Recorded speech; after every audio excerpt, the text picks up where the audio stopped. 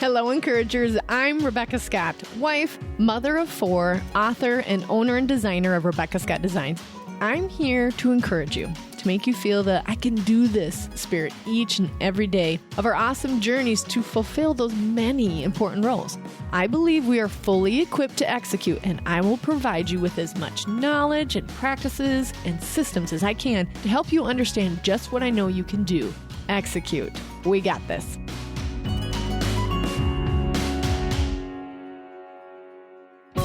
Hello, encouragers. On today's podcast, I want to talk to you about how to be intentional.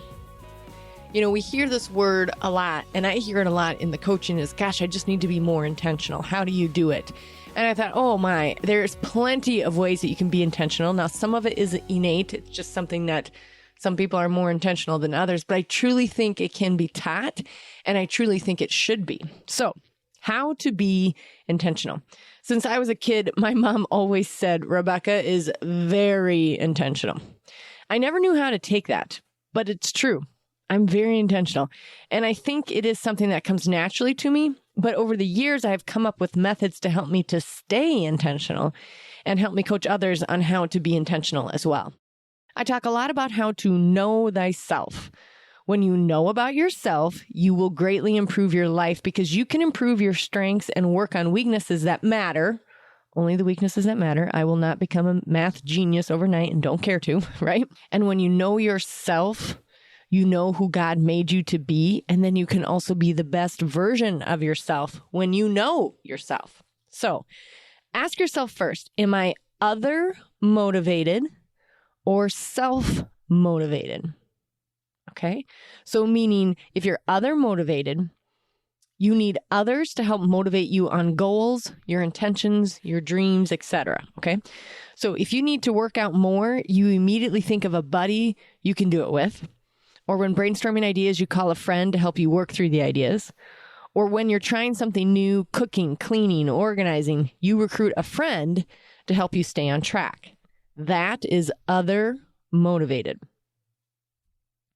When you are self-motivated, you make your own charts and you immediately start to make your own tally marks.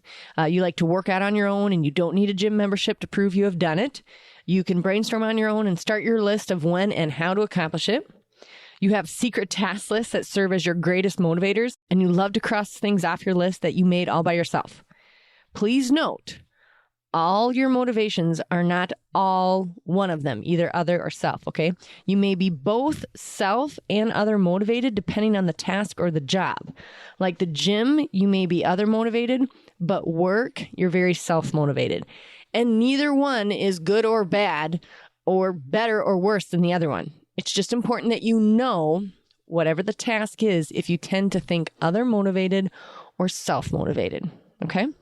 So for me, I am very self-motivated. I work out on my own. I make my own charts to accomplish. I make my own goals. I make my own deadlines. In fact, I'm so self-motivated that if there is a legitimate deadline, I will set my own deadline a week before that so that I'm more motivated to do it because that's how self-motivated I know I myself am. I don't need any cheerleading to start something, and I love an afternoon alone because I can accomplish the world on my own. However, I am other motivated when it comes to brainstorming. I like to have the opinions of others and the synergy that comes about during a meeting like that, and I need their help with planning and dreaming. So if you know this about yourself, this will help you in being more intentional because you will set it up if you need people in the different stages of the goal or the dream. You will know when to bring people in and when to just surge ahead by yourself. Being intentional means you must do several things to make it stick. Okay, so here's the list that I want you to memorize. Don't worry, we'll provide a free PDF resource so that you can download this and just print it off. Okay, this is how you're going to be intentional. Okay, first I want you to write it down somewhere. Oh my gosh, study after study after study. If you write it down, it's going to happen, right? Up in your head, nothing's going to happen there. You got to write it down. Okay, that's the most simplest form. Second, get others involved, possibly. We just talked about self-motivated or other-motivated. So this may be this scenario where you're like, yep, I can do this on my own. Or you may need to get others involved. Then I want you to play out the best case scenario on whatever your idea is. And then I want you to play out the worst case scenario, okay? Because this just makes it stick in your brain about why you're doing it or not. And what's the worst thing that can happen and the best thing that can happen. Then I want you to ask why. I want you to ask how. Ask when. And ask where. Okay, and I'll give you some examples here. But those are the things, those are the questions you need to ask yourself when you come up with a new goal or dream or a plan and how to be intentional about it, okay? You write it down somewhere, you get others involved if you need to. You play out best and worst case scenario, you ask why, how, when, and where, okay? So let's say you need to be more intentional on working out. So you call your friend to line up the schedule so you can both go together. That's other motivated. Or you print a sheet with tally marks to X out when you did work out, and that's all you need. That means you're self-motivated. So for example, I started a burpee challenge earlier this year. I'm up to about 9,000 of them by now. And I do the difficult ones with the push-up involved. Yes, my ego is involved, and it's been the most awesome full body exercise and commitment I've made in years. And I've just loved the idea of a daily habit that put me outside my comfort zone. Okay, so that being said, that was kind of self-motivated. So I printed off the whole year on a paper, and I cross off every day that I do the burpees, 25 a day at least. Some of them are 100, but I have to do at least 25 every single day, no matter what. And I put it in my closet so that I see it right before I go to sleep, when I'm changing. And then sometimes I've had to do the burpees at midnight because I did forget, but because it's right where my PJs are, I'm like, there it is. I had to be intentional, and then I had to do the burpees.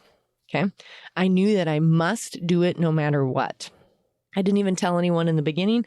Obviously, my husband started picking up on it, but I didn't need others involved. So I knew this was a self-motivated goal. Now, if working out is your intention, like we're talking about, do these steps. I want you to write it down. You're going to write down that I'm going to be intentional about working out. Then you're going to play out the best case scenario. What's the best thing that can happen if you do end up working out 3 to 4 to 5 days a week? And what's the worst case scenario? You'll remain where you are, right? Okay. Ask, why are you doing this? Why are you deciding to work out more? This will be important. Okay. Ask, how are you going to work out? Ask when, ask where. Okay. So you wrote it down in your calendar. The best case was for me, if I did mine, I would get to 12,000 by the year end. The worst case would be that I would get to 10,000. Listen, I never thought I wouldn't do this. It's just not in my brain to do that. But I guess the worst case would be I never did it. But for me, my worst case would be I only did 10,000. Why? I wanted to become more fit and challenge myself with a daily habit. I wanted to say I did something daily. I'm really good about habits, but I wanted to see how good was I about a daily habit. How it was a burpee all the way down to the ground and a push-up all the way up. Clap your hands above your head. That was the how. The when was anytime, preferably in the morning. And the where was in my living room and ended up being wherever I was just so I could get the 25 in. But that's how it originally started. Okay. So that's how detailed I want you to be in answering these questions when you're thinking about how to be intentional about your goal or your dream. Hello, encouragers. We have 3 spots available for the master course. Now, the master course we start in January through June, where we meet on Zoom with your other classmates and we go over all of your systems. We go over your mindset. We go over blocking. We go over derailments. What happens when life happens in the middle of it? And if 2021 was not a year for us to hit the ground running, I don't know what is. I want to be there with you. I want to help you start up that new something when you went through 2020, decided that you've had enough of whatever it is. I want to help you accomplish all of your goals along with your classmates. And at the end, also receive your awesome super skill. Let's find out what makes you come alive and how you can make money at it, but also how you can better serve your family when they know how joyful you are doing what you were meant to be. Come join us on the master course starting in January. Sign up at theencouragerpodcast.com. Sign up for the master course. Can't wait to see who will be on the team this year. Okay, let's say you want to be intentional about reading or researching. Okay, so you're going to answer those questions again. You're going to write it somewhere on your agenda sheet or your planner as an everyday task, or maybe yours and every other. Just be clear about what the goal is, and you got to write it down. Then you're going to tell a sister or girlfriend to follow up with you so that you can have accountability. Then you're going to play out the best case and the worst case. The best case is maybe you read 5 books a year, and the worst case is you read 1 book. And then the why. Why are you reading and researching? So you can grow your business or your new hobby or your new role. Why are you doing this? Then record the how. So maybe you say every day for 10 to 15 minutes on Google or Audible before I check my email. Like, how are you going to get it done? And then when? This one's important. Let's say you're going to say at 2:30, you're going to set an alarm on your phone and that will go off. And that's when you're going to do your reading and your researching. And where? Where are you going to do it? Maybe it's going to be on your phone or in your Bible chair or on your computer, in your studio or in your office space. Where are you going to do this goal? Okay. Answering these questions with each new intention reinforces the purpose and holds you to it. Okay. These questions will make it stick. Remember, we're learning how to be more intentional. Okay. So one more example.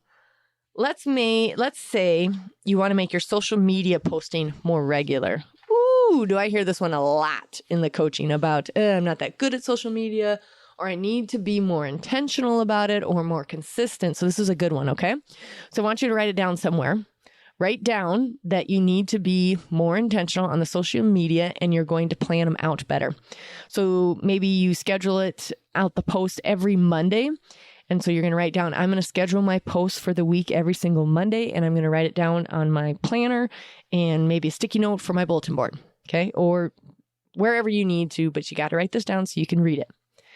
Then maybe you need to get others involved, possibly, depending on if you're other motivated or self-motivated with this one. My guess with social media, you need to have some others involved, okay? Possibly if you have a team, get them involved to help with creating those posts. Then you need to play out the best case scenario.